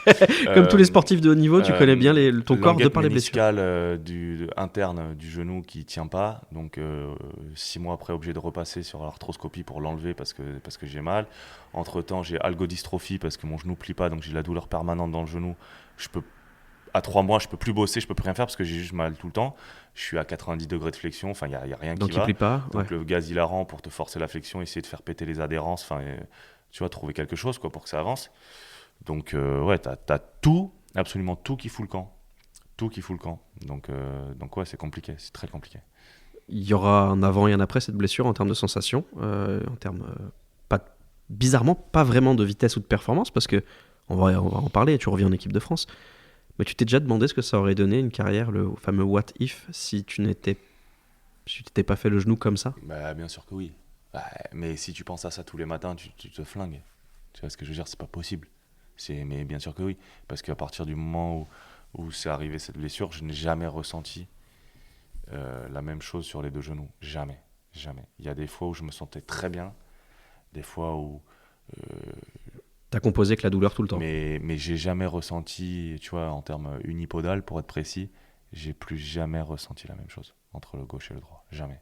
T'as eu l'impression que ça a eu des conséquences sur tes performances? Bah, bien sûr. En termes de vitesse notamment? Bah, un peu en termes... Parce que bien sûr. C'était ta grande qualité, c'était ça. D'explosivité, de changement de direction, mais bien entendu. Et même en termes de... non, mais oui, tout à fait, bien sûr. Et en fait, des choses qui te paraissaient anodines. En fait, moi, ce que j'aimais dans le rugby, c'était l'instinct. C'était la prise de décision à l'instant T. J'avais jamais rien planifié. Et c'était compliqué d'ailleurs au début, parce que le mec me dit, tu fais quoi? T'es illisible. Comment je fais quoi? Ben, je fais quoi? Je vais pas te dire, je sais pas. Je prends la balle, je lève la tête, je regarde. Et je fais en fonction de ce qui est en face, tu vois. Et tu vois, ce côté instinctif, ce côté prise de décision éclair, c'était ça, moi, que j'aimais. Tu vois, mon corps réagissait à l'instant T. Je ne devais pas lui dire, il faut faire un crochet. Je veux dire, point, tu vas là où l'autre n'est pas. Tu vas là où l'autre n'est pas, parce que je ne pourrais pas jamais traverser un mur, donc il faut passer à côté. Hein. Mais ouais, non, le genou, j'ai toujours. Bah, après, je me suis fait opérer 5 ou 6 fois derrière. Donc, arthroscopie tous les ans. Ouais, tous les ans. Parce que la suture de ménisque interne, elle s'est effritée en permanence et que tous les ans, il fallait repasser au bloc pour nettoyer tout ça. Quoi. Ce qui est fort, c'est que tu vas quand même revenir en équipe de France. Cette fois avec un nouveau sélectionneur, 6 février 2016. 2 ans après ta première, tu retrouves l'Italie au Stade de France. T'y croyais à ce retour en bleu? Bah, en début d'année, non, parce que je reviens du genou. Finalement, c'est la saison où je redémarre le genou. Et je me dis, bon, bah, je sens que je suis quand même à la rue. En début de saison, je suis vraiment à la rue. Cet été-là, ma fille naît, mon premier enfant, donc je dois composer avec ça. Et c'est vrai que bah, tu as besoin d'être égoïste. Et bah, c'est dur de jongler. Je pense que je suis finalement bon sur aucun des 2 tableaux. Mais une fois la saison repris, le début de saison pas bien, et c'est vrai qu'au novembre, tu sais, la première, les première fenêtre internationale, voilà, où là, je vais voir le préparateur physique à l'époque, qui était Alex Marco, et je lui dis, Alex, ça va pas, tu vois. Je dis, ça va pas parce que c'est de l'enfumage, ce qui se passe là. Ce que je fais, il y a quelque chose qui va pas. Toi, tu Et, sens que t'es pas bon. mais oui, et je sens que, si tu veux, tu sais, t'es dans une nébuleuse un peu où t'es avec tout le monde, mais je lui dis, ça va pas. Et il me dit, mais j'attendais que tu viennes. Voilà, je sais comment tu fonctionnes, j'attendais que tu viennes. Et à partir de là, on rebascule sur des semaines totalement différentes que tous les deux. Que tous les deux. C'est-à-dire que je faisais plus la muscu avec tout le monde. Je faisais la muscu le soir, enfin entraînement tout seul avec lui, que des cannes, que de la muscu des cannes, etc. Et parce que pour ça, il était très fort, Alex. Tu vois, il restait avec moi le soir jusqu'à 19h30 s'il fallait. Tu vois, et ça revient en fait, ça revient. Mais je pense qu'il fallait passer par ce moment où j'accepte de dire, mais stop, c'est pas vrai ce que tu fais là, c'est faux. C'est pas vrai. C'était plus ce que tu étais avant de te blesser, et ce que tu arrives à faire naturellement, parce que j'avais jamais travaillé à la vitesse. Je veux dire, c'était naturel de courir. Et là, repasser par des trucs basiques il faut réapprendre à ce que ton cerveau il retrouve un automatisme sur des choses qui te paraissaient anodines, mais qui en fait sont du travail depuis que tu es petit. Et donc, donc ça revient, et le staff de Guy Noves et Jeff Dubois me rappellent pour leur premier tournoi 2016. Je remarque d'ailleurs contre Sergio. Exactement. Merci Serge. La suite, d'un point de vue personnel, c'est que tu vas aussi quitter le Stade Français, direction le RCT, le Var, la folie, un club géré par un gars complètement fou, mais aussi un effectif hors norme. Tu vas évoluer avec Mahanonou, Vermeulen, Guito, Petersen, Gorgodze, Bastaro que tu retrouves, Vincent Julian Clerc, Savea, Abana. Savea, Fekitoa, Messam, Radradra, Tuisova, Abana, Rekozel, c'est monstrueux, Samu Manoa, Milner Skudder qui va venir faire une pige, Guirado, Etzebets. Tu joues avec les Avengers en fait. Ouais, bah ouais. Et en fait, c'est un changement radical de vie en fait, surtout. J'ai un deuxième enfant quand j'arrive à Toulon. Je troque un appartement parisien pour une villa Avec vue sur la mer. voilà, à Bandol avec un truc magnifique, etc. Ouais, c'est une autre vie, tu vois, c'est une autre vie. C'est une autre manière de voir et d'aimer le rugby aussi, parce que tu découvres des gens qui sont amoureux vraiment, tu vois, au fond de leur trip, quoi. Oui, Mayol, c'est pas Jean-Bouin et Toulon, c'est pas Paris. D'un coup, tu découvres aussi la fin de l'anonymat presque parisien. Tu vois, tout ça. Et une autre manière de manager aussi, parce que c'est la première saison, c'est Fabien Galtier qui est là. Et c'est vrai que c'est bien, parce que tu es avec que des joueurs qui savent ce qu'ils font. Et donc, en fait, t'es jamais triqué, parce que tout le monde sait que de toute façon, tu t'élimines tout seul, en fait. Et ça, c'est un truc qui m'avait beaucoup plu. Le côté, la vérité, elle est samedi à 15h. C'est-à-dire qu'à 15h02, je peux te faire sortir et tu reviens dans 3 mois. Le fameux fripo, mi-frigo, mi-repos de 3 mois, tu sais. Mais si tu réponds aux attentes, tu peux aller dîner en ville la veille du match. Quand on allait à l'extérieur, on allait dîner le soir en ville, tu vois, entre joueurs. Il n'y avait pas du tout tu pouvais arriver le matin au petit-déj si tu voulais juste. Et des joueurs, encore une fois, qui te font apprendre des nouvelles choses. Tu vois, un mec comme Mahanonou, c'est un ordinateur, tu vois, c'est exceptionnel. Je retrouve Mathieu, donc j'étais trop content. Guillaume aussi devant, tu vois, Keke Choki, avec qui j'avais joué en moins de 20. Romain Tao, avec qui j'avais joué en moins de 20. Non, c'est une autre vie. C'est une autre vie et un autre rugby. Ce rugby, malheureusement pour toi, il va pas gagner, ce qui est très paradoxal. C'est peut-être les plus grosses équipes de l'époque, mais il y a une concurrence de fou au sein déjà du club et puis vis-à-vis des autres clubs français. Je te l'ai évoqué très rapidement. J'imagine que ça doit faire bizarre de passer de Jean-Bouin à Mayol, qui est un stade un peu particulier, avec un public aussi un peu particulier. Ça te touche parce que t'es un vrai titi parisien, t'es très marqué par le club et tu as marqué aussi le club, mais d'un coup le pilou-pilou, rouge et noir, parce que Toulon, ça aussi ça te touche, ou c'est le seul aspect où tu sais que c'est pas ton club? En fait, c'est moi qui veux partir de Paris Paris, pour ouais. changer. Parce que j'ai besoin, je pense que j'arrive à un moment où j'ai besoin de changer certaines choses. Et donc, je suis content d'arriver à Toulon. C'est pas genre on me dit faut que tu quittes Paris, on veut plus toi, faut que tu trouves un club. Donc je sais où j'arrive et je suis content. Et cette ferveur, ce stade au soleil, à côté du port, c'est autre chose et c'est bien, tu vois. Et je suis content. Et, euh, et c'est agréable parce que en fait, tu passes, entre guillemets, tu passes du chassé au chasseur. Tu vois ce que je veux dire? Tu passes du Parisien qui arrive à Toulon dans un milieu hostile où, où tu es chassé à maintenant venez tous à la maison et on va voir. Et c'est d'autres sensations, c'est d'autres manières d'aborder les matchs, etc. Et c'est génial aussi, hein, tu vois, je veux dire, j'ai jamais. Au contraire, c'était cool. Enfin, non, c'était vraiment bien. Tu vois ce que je veux dire? C'était vraiment Hmm. bien. Toulon tournait bien. C'est vrai que, comme tu dis, on gagne pas. On est des imbéciles d'ailleurs, mais. Et parce qu'on a vraiment une armada. Enfin bref, c'est c'est dommage. Mais, mais je vis l'instant présent à 200% et sans jamais me dire oh, j'aurais pas dû faire ça. Parce que vu que c'est moi à 100% qui ai voulu, si tu veux, je peux, s'il y a quelque chose qui me plaît pas, je ne peux m'en prendre qu'à moi-même. Donc, non, en fait, tu vois, ça va. Et je te dis, j'ai un autre cadre familial, j'ai 2 enfants en bas âge à ce moment-là. Et donc, sur plein de plans de vie, tu vois les choses différemment, tu vois. Donc, c'est. C'était le club qu'il te fallait à ce moment-là. Ouais, je pense, ouais.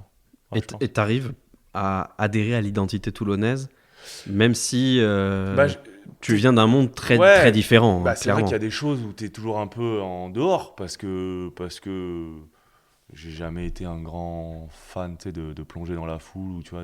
Ah. Ouais, ça a jamais été mon truc, tu vois. Donc je suis discret, mais j'ai toujours essayé de respecter et de répondre aux gens quand je pouvais, quand je le devais, de respecter tout le monde, de serrer la main. Tu vois, je suis pas non plus, Oui. je suis pas un antisocial, tu vois, mais c'est vrai que c'était pas non plus, je suis pas Johnny, quoi, tu vois. Ouais.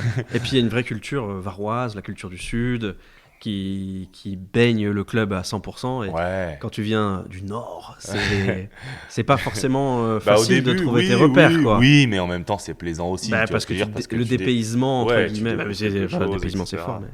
mais Non, non, mais c'est vrai que tu découvres une ferveur, tu découvres quelque chose, un amour viscéral, comme on le disait un peu en amont, tu vois, où bah, si t'as gagné, l'entrecôte te coûte le prix d'un steak haché, et et si si t'as t'as perdu, perdu, la baguette de pain, t'es obligé de la demander 2 fois, parce que sinon, il te file du pain rassis, quoi.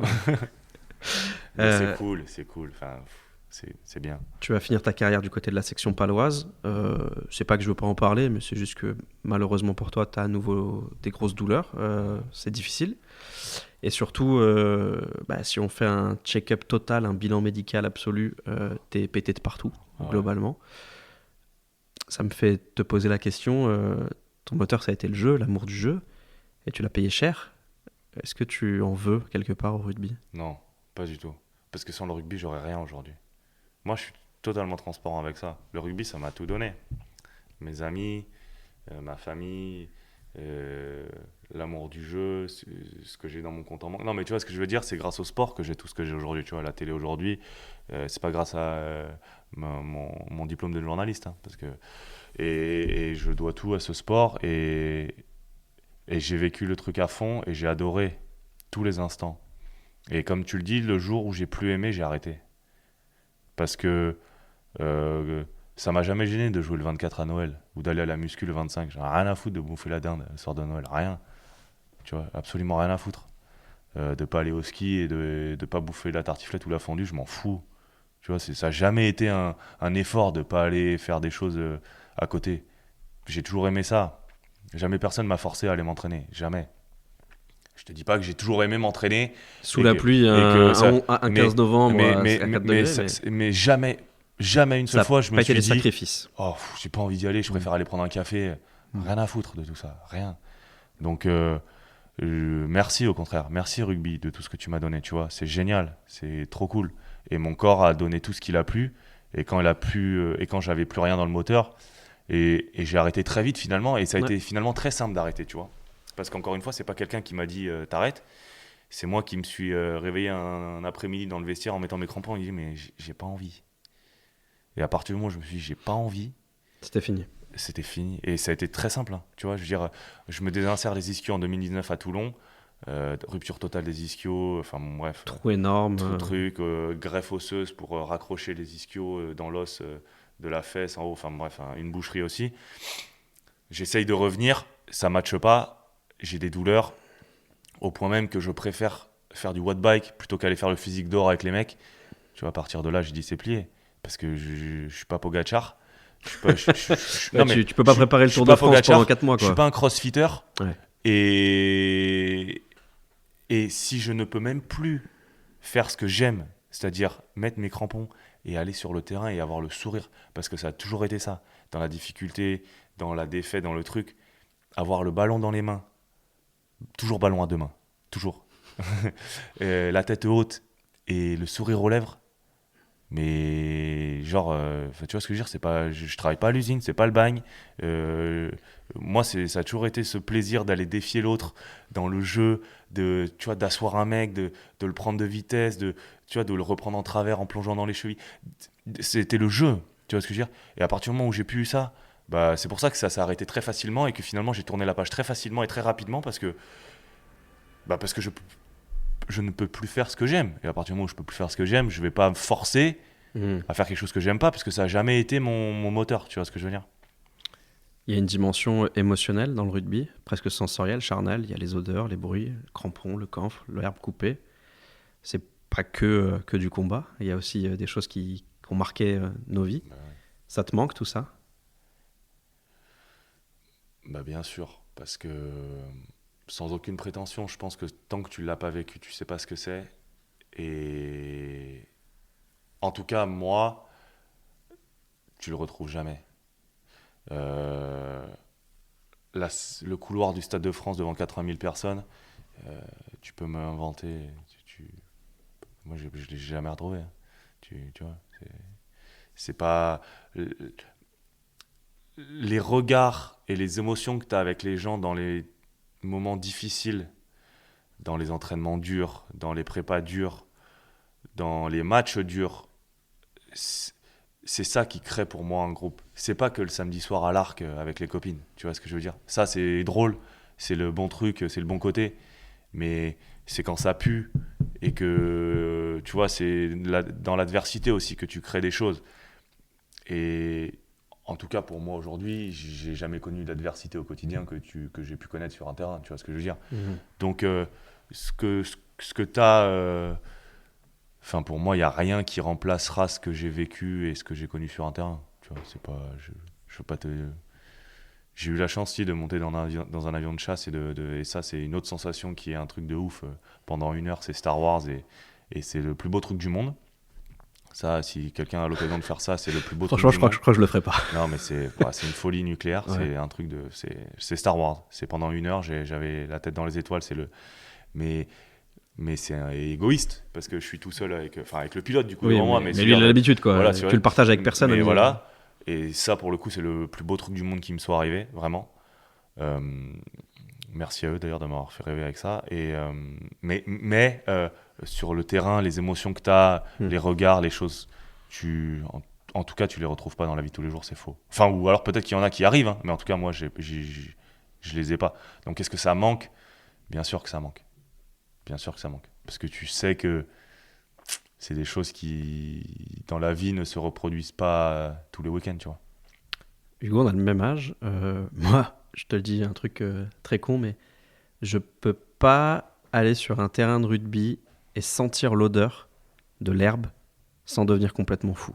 Vraiment, ça me fait un truc, tu vois. Ça me rend presque triste aujourd'hui parce que je continue à jouer, mais je suis nul à chier, quoi, tu vois. Je suis trop vieux et tout. Mais il y a un truc quand même olfactif qui... Je sais pas, ça me touche. Pour finir, je vais te poser la dernière question traditionnelle de ce podcast, Rugby Brut. Tu as été joueur professionnel pour ton club formateur avec tes potes d'enfance. Tu as décroché un Brennus avec eux. Tu as joué pour le 15 de France avec 3 sélectionneurs différents, ce qui est quand même pas rien. Ça veut dire que tu as réussi à convaincre 3 sélectionneurs différents. Tu as évolué sous les couleurs de 3 clubs historiques du rugby français, le Stade français, Toulon et Pau. Tu as joué pour les Barbarians aussi, ce qui est une reconnaissance de ton talent et de ce que tu as pu incarner, la liberté, la vitesse. Est-ce que tu es fier de ce que tu as accompli ? Bah oui, enfin, tu vois, même si t'en veux toujours plus, et j'en aurais voulu plus, et tu vois, une Coupe du Monde, par exemple, je sais pas si j'aurais mérité, mais c'est vrai que toucher du doigt ça, ça doit être encore quelque chose parce que c'est vraiment c'est le regroupement de tous les meilleurs de ton sport, tu vois, sur un événement donné. Mais bien sûr que tu es fier. Encore une fois, je me dis que j'aurais pu avoir plus de chance, mais est-ce que j'ai déjà pas été chanceux d'avoir. Est-ce que je me suis trop blessé, pas assez, tu vois, est-ce que mon corps a donné tout ce qu'il pouvait et c'était comme ça, tu vois ce que je veux dire, je pouvais pas faire plus. Mais enfin, la vie d'athlète de haut niveau, c'est quand même une vie de privilégié, de privilège, de. Pour moi, il y a tellement de bons côtés que les mauvais côtés, ils disparaissent ultra rapide, tu vois. Donc, c'était génial, parce que je le suis plus. C'était un truc exceptionnel. Et voilà, après, c'est transmettre à mes enfants, parce que je veux qu'ils fassent du sport, parce que je leur ai dit, mais les gars, je connais pas la vie de médecin, hein, ou de chirurgien, ou d'ingénieur, hein, mais Le sport, c'est bien. C'est pas mal. les gars, vous trompez pas, hein.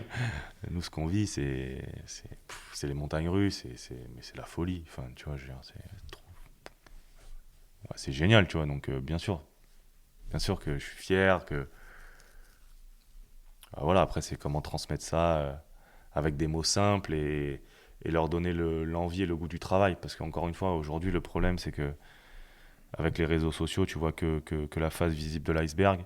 Et d'ailleurs, c'est ce que les bons te font croire, hein. Ils te font croire qu'ils roulent en Bugatti et qu'ils ont un costume et qu'ils portent un costume Versace, mais ils te montrent pas Ouais, les ils heures et dégueulent les sur les heures et les bancos, heures ouais. et les heures et les heures de travail pour en arriver là. Donc tous les cons plongent la tête la première en disant je veux une belle bagnole et un beau costume. Et puis ceux qui sont un peu plus intelligents te disent Je vais mettre le réveil. on va charbonner, on va travailler plus dur que les autres et après advienne que pourra, tu vois. Merci beaucoup, Hugo Bonneval. Merci beaucoup, Pierre Amiche. Voilà, c'était Rugby Brut avec Hugo Bonneval. Merci à lui de m'avoir reçu chez lui. Je sais pas si ses blessures auront tout changé, mais elle laisse quand même un énorme regret pour moi. Et puis elle pose une question insoluble sur la table. Et s'il n'avait pas été pété, qu'est-ce que ça aurait donné? J'espère que cet épisode vous a plu. Et si c'est le cas, je vous propose de vous abonner, de le partager. Vous abonner pour rien louper. Chaque vendredi, un nouvel épisode sur les plateformes et sur YouTube. Et puis le partager, mettre des pouces, des likes et des étoiles. Perso, je m'en cire un peu, mais franchement, ça aide pour le référencement. Et puis si ça peut permettre de faire connaître le podcast à d'autres, n'hésitez pas. Merci de nous avoir écoutés. Et moi, je vous dis évidemment à la semaine prochaine pour un nouvel épisode de Rugby Brut, le podcast de Legendary Plays.